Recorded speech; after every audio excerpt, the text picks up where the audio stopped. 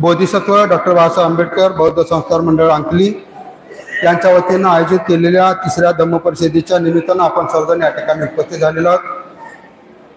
आदरणीय बनते यश काश्यपजी महातेरो यांच्या हस्ते या ठिकाणी ध्वजारोहण होऊन उद्घाटन झालेलं आहे। तेव्हापासून आपण या धम्ममय वातावरणामध्ये सर्वजण सहभागी झालेलो आहोत।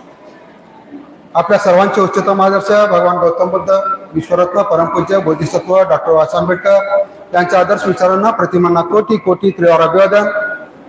धम्ममंचावरती आदरणीय उपस्थित सर्व सन्माननीय धम्ममंचाच्या समोर असणारे सर्व धम्म उपासक उपासिका बालक बालिका आप्तनातलग मित्रपरिवार समाज बांधव आमंत्रित निमंत्रित सर्व संयोजक यांच्या सत्रामध्ये आपल्या सर्वांचं हार्दिक हार्दिक स्वागत।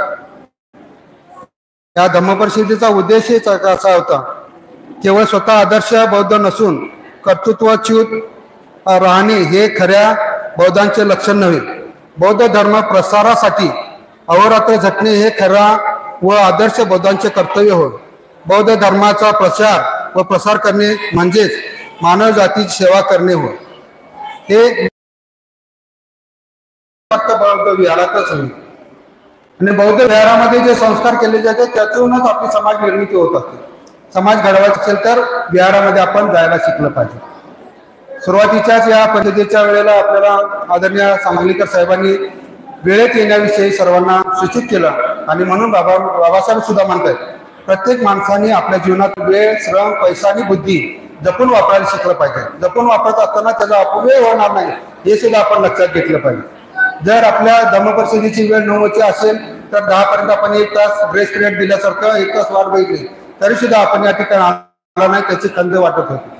आणि मग समजा आपल्याला उद्या बुद्धगयेच्या प्रवासाला जायचं आहे, सकाळी 6ची ट्रेन रेल्वे स्टेशनवरती येणार आहे आणि 6च्या ट्रेनला आपण जायच्या ऐवजी 7 वाजता त्या ठिकाणी जाऊन स्टेशनवरती उभा राहिलो तर आपल्या त्या गाडीत बसता येईल काय? आपलं मस्त 3 टायर एसीचं रिझर्वेशन आहे, परंतु त्या गाडीमध्ये आपण वेळेत जर गेलो नसेल त्या गाडीचा आपल्याला उपभोग घेता येणार नाही। आपल्या प्रवासाची वेळ निघून गेलेली असेल आणि आपला जीवन खडतर होईल, जीवन प्रवास आपला धोकादायक होईल। म्हणून वेळेला महत्त्व द्यायला आपण शिकलं पाहिजे। त्याशिवाय आपण या परिषदेमध्ये असताना जेणेकरून आपल्या सर्व कामं बाजूला ठेवून या धम्म परिषदेवर येण्याची आपली ओढ होती। उशिरा का असेना आपण या ठिकाणी आला त्याबद्दल आपल्या सर्वांचं खूप खूप पुण्यानुमोदन करतो। आपण आल्यामुळेच या कार्यकर्त्यांना जे ऊर्जा मिळालेली आहे बळ मिळालेलं आहे त्यांना पुन्हा पुढच्या वर्षी धम्म परिषद घेण्यासाठी आपण तन मन धनानं या ठिकाणी सहभागी व्हावं। त्यांच्या कार्याला पाठ थोपटत असताना आपण निश्चितपणे त्यांच्या कार्याला हात देऊन आपण सर्वजण त्यांच्या पाठीशी खंबीरपणे उभं राहावं तरच आपल्याला भारत बौद्धमय करता येईल। यासाठी आपण सर्वांनी प्रयत्नशील व्हावं। गेली 3 वर्षापासून ही धम्म परिषद घेत असताना त्या धम्म परिषदेच्या निमित्तानं जर कांकलीमधील काही कार्यकर्ते त्यांना वाटलं की आपल्या गावामध्ये धम्म परिषद झाली पाहिजे, धम्म परिषदेच्या माध्यमातून धम्माची चर्चा झाली पाहिजे, धम्माची माणसं एकत्र आली पाहिजे, धम्माच्या विचारांची देवाणघेवाण झाली पाहिजे, अशा एक ना अनेक उद्देशांनी ही धम्म परिषद आयोजित करण्याचं या कंपनीने या सहकार्याने या धम्म बांधवांनी आणि भगिनींनी हा संकल्प केला। म्हणून ही तिसरी धम्म परिषद आपण सर्वांच्या उपस्थितीमध्ये यशस्वीपणे संपन्न करत आहोत। भगवान बुद्ध आणि बाबासाहेब यांच्या विचारांची देवाणघेवाण करणं म्हणजेच धम्म परिषद आहे आणि अशा वेळेला आपण या ठिकाणी एकत्र येऊन काही संकल्प करण्याचा प्रयत्न करत आहोत।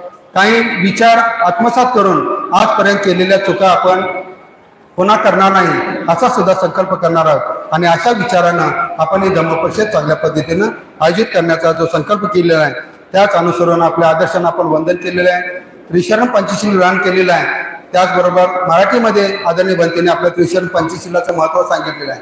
मी हिंसा करणार नाही, चोरी करणार नाही, व्यभिचार करणार नाही, खोटं बोलणार नाही आणि मादक पदार्थांचं सेवन करणार नाही। हे किमान पंचशील आपल्या सर्वांना माहिती आहे। अनेक वेळेला आपण या कार्यक्रमामध्ये प्रत्येक कार्यक्रमामध्ये म्हणतो आपल्या घराचा गृहप्रवेश असेल, जन्मदिन असेल, मृत्यू असेल, जलदान विधी असेल, दहन विधी असेल, गृहप्रवेश असेल, साक्षगंध असेल, मंगलपर्णे असेल आणि वेगवेगळ्या कार्यक्रमाच्या माध्यमातून जेव्हा जेव्हा आपण त्रिशरण पंचशील ग्रहण करतो त्यावेळेला मी हे संकल्प करत असतो, भले कालपर्यंत आतापर्यंत काही क्षणापूर्वीपर्यंत मी पंचशीलाचं पालन केलं नाही तरी सुद्धा आजपासून आतापासून या क्षणापासून पुढच्या आयुष्यामध्ये मी शेवटच्या श्वासापर्यंत पंचशीलाचं आचरण करेन।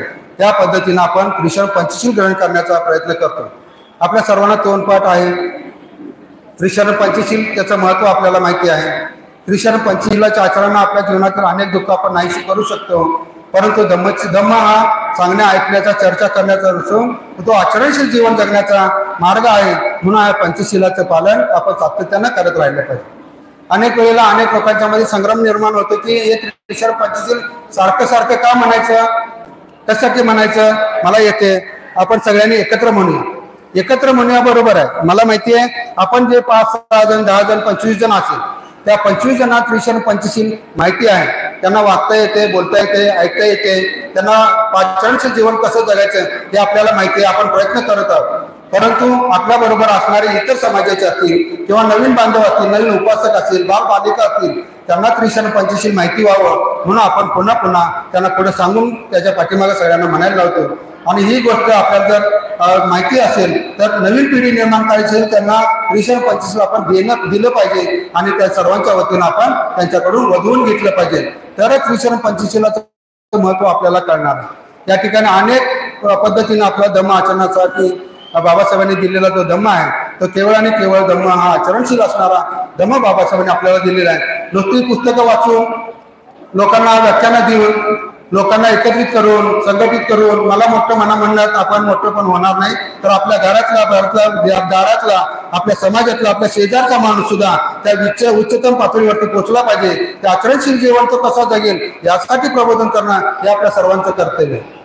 जो पण कार्यकर्ता, आज नवीन कार्यकर्ता जरी आला तरी सुद्धा त्यानं सुद्धा या पद्धतीने जीवन जगलं पाहिजे आणि त्याची प्रेरणा घेऊन अनेक लोक या ठिकाणी आपल्या जीवनामध्ये प्रगतीपथावरती वाटचाल करतील. शिक्षण हे वाघिणीचं दूध आहे. जो कोणी त्याला प्राशन करेल तो गुरगुरल्याशिवाय राहणार नाही. जर शिक्षणाचं महत्व बाबासाहेबांनी आपल्याला जर दिलं असेल तर शिक्षण माझ्यापुरतं मर्यादित ठेवून चालणार नाही. एका जातीपुरतं शिक्षण मर्यादित ठेवून चालणार नाही.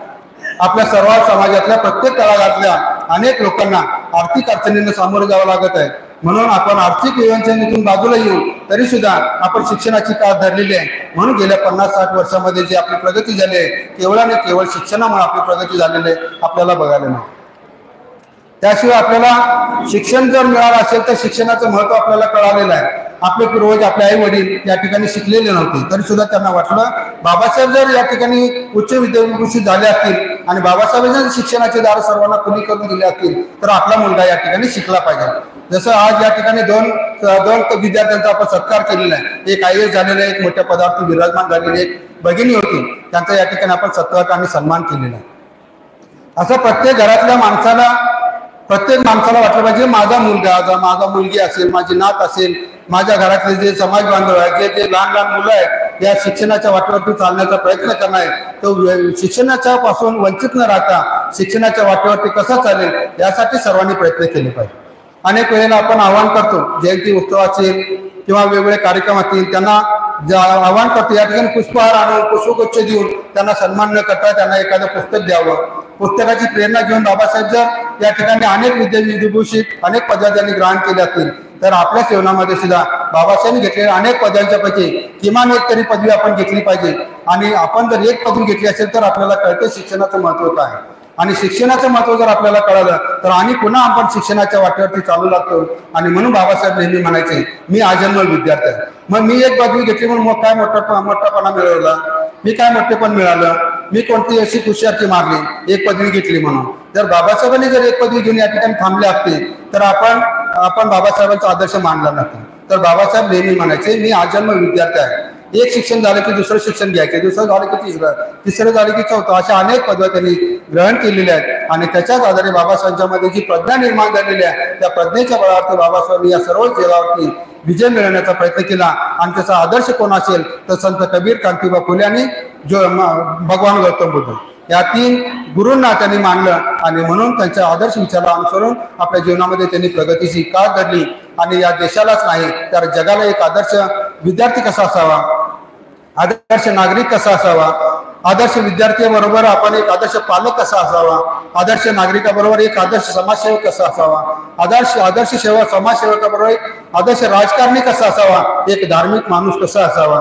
धार्मिक माणूस म्हणून आपण जीवन जगत असताना किमान पंचशीलाचं पालन करावं, 10 धार्मिकाचं पालन करावं, अष्टांगिक मार्गाचं पालन करावं. आणि भगवान बुद्धांनी दिलेल्या अनेक धर्माचे पाईक बनत असताना 3 रत्नांना वंदन करावं. हे 3 रत्न आपल्या सर्वांचे उच्चतम आदर्श आहेत. आणि या 3 रत्नांना अनुसार जर आपण जीवन जगण्याचा प्रयत्न केला तर निश्चितपणे आपल्यामध्ये प्रज्ञाशील, करुणा, मैत्री या सर्व गुणांचा विकास झाल्याशिवाय राहणार नाही. आपण जर एक आदर्श माणूस म्हणून जगायचा असेल तर आपण आध्यात्मिक विकास सुद्धा आपला केला पाहिजे. जर आपला आध्यात्मिक विकास व्हायचा असेल तर भगवान बुद्धांनी ज्या मार्गावरती जाऊन सम्यक संबोधी प्राप्त केली ते आनापानसतीची ध्यान साधना केल्यामुळे भगवान बुद्धांची मानसिक एकाग्रता झाली. धम्म म्हणजे काय? कुशल चित्ताची एकाग्रता साधने म्हणजे धम्म आहे. बाबासाहेब आपल्या भगवान बुद्धांनी त्यांच्या धम्मग्रंथामध्ये लिहितायत, कुशल चित्ताची एकाग्रता साधने म्हणजे धम्म. धम्म दुसरं तिसरं काही नाही तर स्वतःच्या मनामध्ये स्वतःच्या काया वाचा मनाची शुद्धता करणे म्हणजेच आता धम्म आहे. जर आपण चांगल्या पद्धतीने जीवन आचरण करण्याचा प्रयत्न केला, आपल्या काया वाचा मनाची शुद्धता केली तरच आपल्या जीवनामध्ये, आपल्या मनामध्ये, शरीरामध्ये, आपल्या कर्मामध्ये धम्म उतरेल. आणि धम्म आपल्या जीवनामध्ये उतरला तर निश्चितपणे आपण धम्माचं आचरण करण्यासाठी सिद्ध होतो. आणि जर आपण आपल्या धम्माचे पायी बनलो तर निश्चितपणे बाबासाहेबांनी जो धम्म दिलेला आहे त्या धम्मामध्ये बाबासाहेबांनी सांगितलं, मी मला सारा भारत बौद्धमय करायचा आहे.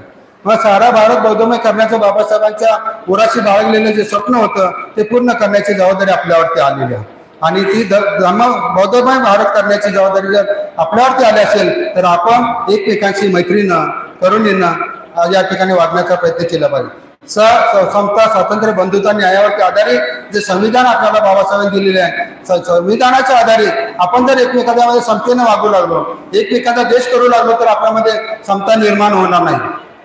तर या ठिकाणी वेगवेगळे वर्ग निर्माण झालेले आहेत.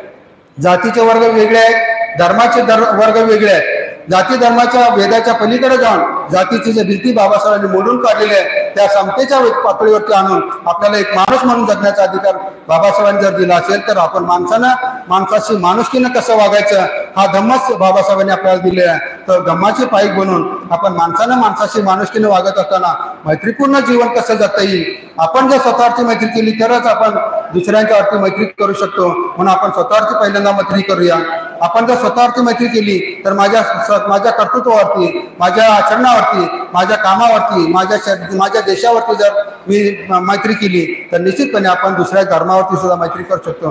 मित्रावरती मैत्री कुणी करतो परंतु शत्रूवरती सुद्धा मैत्री करायला शिकणारा महान असा करुणेचा धम्म म्हणजे भगवान बुद्धांचा तो मैत्रीचा धम्म आहे. आता मैत्रीचा धम्म नुसताच धम्म नसून तर कल्याण मित्राचा धम्म आहे. एक माणूस जेव्हा एकटाच राहत असतो त्यावेळेला त्याला धम्माची गरज नसते, मित्राची गरज नसते, त्याचा शत्रू कोणी होत नाही. परंतु एक मनुष्य जेव्हा दुसऱ्याच्या सहवासामध्ये येतो तेव्हा त्याला धम्माची गरज असते. त्याचे उचित व्यवहार, त्याचे चांगले व्यवहार, एकमेकांच्या बरोबर संवाद त्याचा कसा असतो, त्याच्याशी व्यवहार कसा असतो त्यावरती त्याचे जीवन त्या ठिकाणी मैत्रीमध्ये रूपांतर होतं. मैत्रीमध्ये रूपांतर झालेला हा आदर्श समाज या ठिकाणी निर्माण करण्यासाठी बाबासाहेबांनी आपल्याला जो भगवान बुद्धांचा धम्म दिला, हे धम्म देत असताना सुद्धा बाबासाहेबांनी अनेक लढे या ठिकाणी निर्माण केले. पाण्याचा संग्रह केलेला आहे, देवळांचा संघर्ष केले, देवळांचा धर्म आणि धर्माची देवळे आपण बघितलेले आहेत. या ठिकाणी अनेक लोकांच्या मध्ये धर्म घरापर्यंत रुजलेला आहे, मनामध्ये रुजलेला आहे, परंतु धम्म अजून त्यांच्या घरामध्ये रुजलेला नाही. आज सुद्धा आपल्या घरामध्ये बाबासाहेबांचा फोटो, बुद्धांचा फोटो आपल्याला बघायला मिळत नाही. बाबासाहेबांची, बुद्धांची मूर्ती आपल्या घरामध्ये दिसत नाही. अनेक ठिकाणी कार्यक्रमामध्ये जात असताना सुद्धा अनेक लोकांना वाटते बाबासाहेबांची मूर्ती कशाला पाहिजे, बुद्धांची मूर्ती कशाला पाहिजे. बुद्ध माझ्या मनात आहे, माझ्या उरात आहे. बुद्ध बाबासाहेब माझ्या मनात आहेत, माझ्या हृदयात आहे. हे नुसतं म्हणण्याची गोष्ट झाली, परंतु आचरणशील जीवन जगायचं असेल तर आपल्यासमोर एक आदर्श असला पाहिजे. जर जगाने बाबासाहेबांना आदर्श मानला असेल तर आपला आदर्श आपण आपल्या डोळ्यासमोर सातत्याने ठेवला पाहिजे. तरच आपल्या जीवनामध्ये एक आपले आदर्श काय आहे, त्या आदर्शांचं जीवन काय होतं, त्यांचं जीवन चरित्र काय होतं, त्यांनी आपल्यासाठी काय केलं, समाजासाठी काय केलं, देशासाठी काय केलं, हे जर आपल्याला लक्षात आलं तर निश्चितपणे आपण बाबासाहेबांच्या अनुयायी बनण्याला पात्र होऊ. अन्यथा आपण बाबासाहेबांचे गुन्हेगार आहोत असं समजायला काही हरकत नाही. जर बाबासाहेबांच्या प्रतिमा आपण टाळत असू, बाबासाहेबांच्या विचारावर टाळत असू आणि बाबासाहेबांच्या विचारांनी वागण्यासाठी जर आपण एकत्र येत नसू आणि कोणाच्या तरी दावणीला लागत असेल, कोणाच्या तरी पानवटीला लागत असेल, कोणाचे तरी गुलाम होत असेल तर आपण बाबासाहेबांचे अनुयायी नाही असं समजायला काही हरकत नाही. जर निश्चितपणे आपण बाबासाहेबांचे अनुयायी बनायचं असेल आणि धम्माचं जीवन जगायचं असेल, धम्ममय जीवन जगण्यासाठी बाबासाहेबांनी धम्मपदातील अनेक कथा आहेत, अनेक गाथा आहेत. त्या धम्मपदातल्या अनेक गाथापैकी 3 गाथा बाजूला काढल्या आणि त्याला धम्मपालन गाथा असं नाव दिलं. धम्मपालन कसं करायचं? धम्मपालन अशा चर्चा करून, नुसतं एकमेकांना सांगून, एकमेकांचे दोष काढून, एकमेकांचे उणीव काढून ते धम्म आपल्यामध्ये उतरणार नाही. त्या धम्मजीवन जगण्यासाठी त्याचं प्रोत्साहन करायला पाहिजे. जर त्यानं चांगलं काम केलं असेल त्याचं प्रोत्साहन करायला शिकलं पाहिजे. त्याला प्रोत्साहन देऊन त्याला आपण सुद्धा त्याला पाठीवरती थाप दिली पाहिजे आणि त्याला बरोबर घेऊन जाण्याची हिंमत आपल्यामध्ये असली पाहिजे. मीच लय शहाणा म्हणत गेलो तर मग आपल्याबरोबर कोणी येणार नाही. जर मी शहाणा म्हणत असेल तर लोक पण शहाणीच आहेत, त्यांना सुद्धा काहीतरी कळत आहे. ते पण शहाणे आहेत, ते पण काही शिकलेले आहेत, तुमच्यापेक्षा कमी शिकले असतील परंतु धम्माच्या वाटेवरती येण्यासाठी प्रयत्नशील आहे. या ठिकाणी धम्म जीवन जगत असताना भगवान बुद्धांनी अनेक लोकांना धम्म सांगितला, परंतु एका मातेला त्यांना धम्म सांगत असताना त्या मातेला वाटलं भगवान बुद्धांच्याकडे इतकी लोक येत आहेत, बाबा भगवान बुद्धांचा धम्म ऐकतायत, जाताना हिरमुसलेले असतात, परंतु पुन्हा घराकडे जात असताना या ठिकाणी हसतमुखांना घराकडे येत आहेत. विहारातनं बाहेर येताना त्यांच्यामध्ये हसतमुख मुद्रा त्यांना बघून त्या मातेला वाटतं भगवान बुद्ध असं काय सांगत आहे त्या विहारामध्ये गेल्यानंतर, ते जेणेकरून हे लोक येताना हसतमुखांना आनंदानं बाहेर येत आहेत. आणि मग त्या मातेला आनंद वाटतो, त्याला सुद्धा उत्सुकता वाटते, मी पण विहारामध्ये गेलं पाहिजे, मी पण बुद्धांच्याकडे गेले पाहिजे आणि बुद्धांना विचारलं पाहिजे की मला तुम्ही असा धम्म सांगा की मला मी पण माझ्या जीवनामध्ये आनंदी होईल, मी सुखी होईल, समाधानी होईल, दुःखमुक्त होईल. दुःखमुक्तीचा मार्ग जर तुम्ही सांगत असाल तर मला पण सांगावा. परंतु मी अशिक्षित आहे, मला लिहिता येत नाही, मला वागता येत नाही, पण मला धम्म शिकायचा आहे, मला धम्म आचरणात आणायचा आहे. तर त्या पद्धतीनं सोप्या भाषेमध्ये मला आपण धम्म सांगाल तर मी सुद्धा त्या धम्माचं आचरण करेन आणि मी धम्मामध्ये एक सर्वश्रेष्ठ उपासिका बनेन आणि सर्वश्रेष्ठ उपासका बनून मी एक आदर्श माता बनून, आदर्श भगिनी म्हणून, आदर्श लेख म्हणून, आदर्श सून म्हणून या ठिकाणी माझ्या जीवनामध्ये या धम्माचा आचरणशील जीवन जगून मी सुख, समाधान, शांती, समृद्धी, आनंद निर्माण करेन आणि तो लोकांना वाटण्याचा मी प्रयत्न करेन.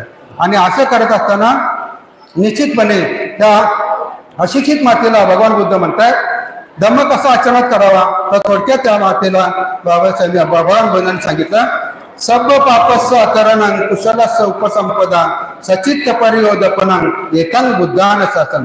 बुद्धाचं सांगणं काय होतं, बुद्धाचं शासन काय होतं, सर्व पापापासून मुक्त राहा, कुशल कर्म करत राहा, कुशलाचा संचय करा, कुशलाचा संचय करून आपण आपल्या जीवनामध्ये त्याचा वापर करा आणि सर्व पापापासून मुक्त होऊन जेव्हा आपण कुशलाचा संचय करतो त्यावेळेला आपण मोहापासून मुक्त होतो, तृष्णेपासून मुक्त होतो, राग, द्वेष, मोह, माया, मत्सर, भय, आळस, चिंता या सर्वांपासून मुक्त होऊन आपण आपल्या कुशल चित्ताची एकाग्रता साधतो आणि कुशल उपसंपदा झाल्यामुळं आपल्या कुशल चित्ताची एकाग्रता साधली जाते आणि त्याच वेळेला धम्म म्हणजे काय आपल्याला कळायला लागतं. आणि धम्माचं आचरण कसं करावं साध्या सोप्या भाषेमध्ये बाबासाहेबांनी बुद्धांनी आपल्याला सांगितलं.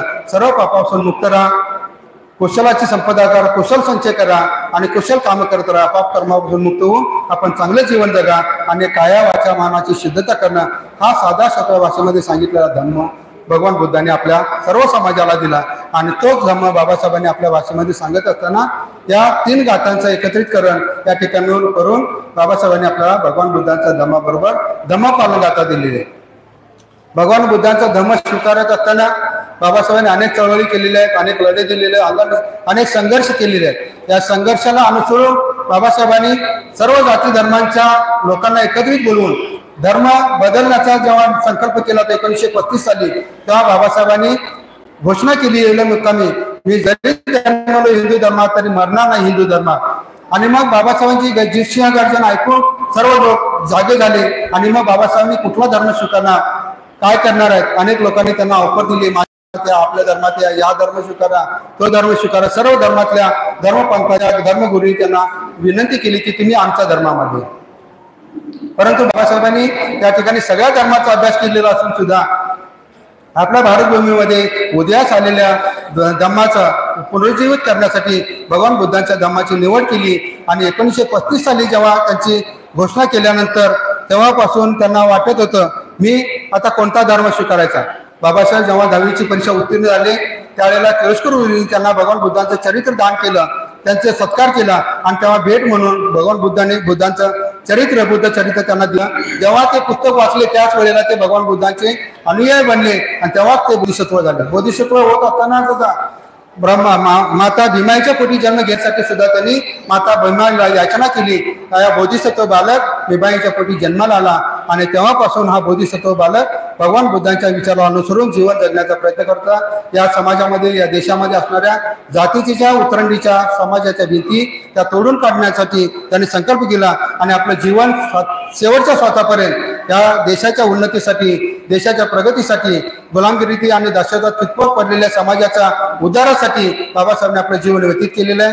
म्हणून बाबासाहेब नेहमी म्हणायचे, जर धर्मांतर करायचं असेल तर आपण आपल्याला स्वाभिमानाने जीवन जगता आलं पाहिजे. स्वाभिमानाने जीवन जगायचं असेल तर धर्मांतर करा.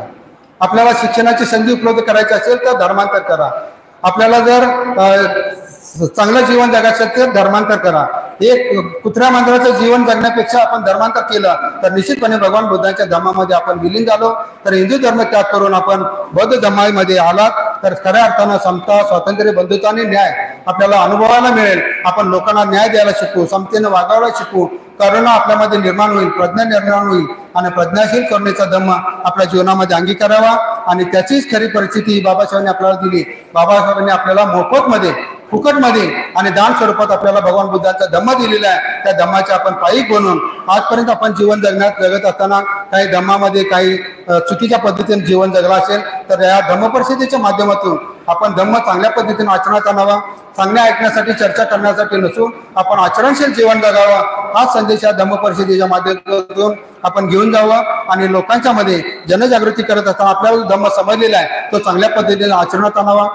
धर्मांतर, नामांतर, स्थलांतर या 3 गोष्टी बाबासाहेबांनी सांगितल्या.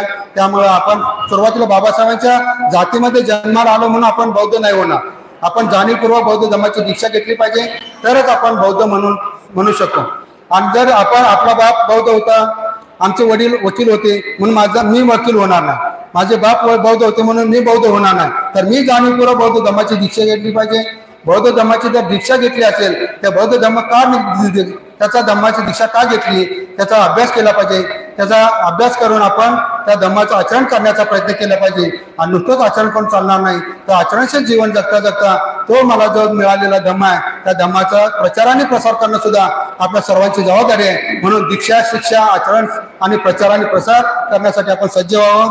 या कोटेशन प्रमाणे धम्म परिषदेचा जो उद्देश होता त्या उद्देशाला अनुसरून आपण जीवन जगावं अशी विनंती करतो. मला ऐकून घेतला त्याबद्दल मी आपल्या या ठिकाणी संयोजकांनी मला संधी दिली त्याबद्दल त्या संयोजकांचे आभार मानतो. आणि या ठिकाणी थांबत असताना आपल्या सर्वांचे मने प्रबुद्ध बनवत, आपल्या सर्वांचे आचरण धम्म बनवत आणि आपल्या सर्वांचे परस्परातील संबंध संघ बनवत अशी म्हणत.